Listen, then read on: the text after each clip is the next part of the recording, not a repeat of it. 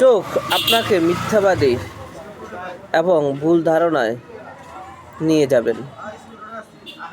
বর্তমান সময়ে অনেকগুলা ভিডিও দেখতে পারবেন যেগুলা বেশিরভাগই ভুয়া। একটি গোষ্ঠী এগুলা তৈরি করছে, তাদের নিজের প্রয়োজনে তারা ব্যবহার করছে।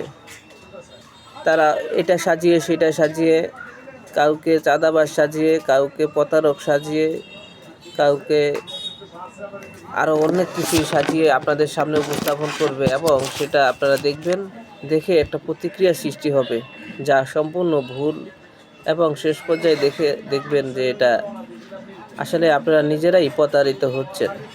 তো ভুল ভিডিও দেখে প্রতারিত হয়ে যে কোনো মন্তব্য করার আগে দেখবেন ভিডিওগুলো কতটুকু সত্য বা এটা কারা তৈরি করেছে সেটা আপনি দেখে তারপরে মন্তব্য করবেন। এসব ভুয়া ভিডিও বিশ্বাস করবেন না।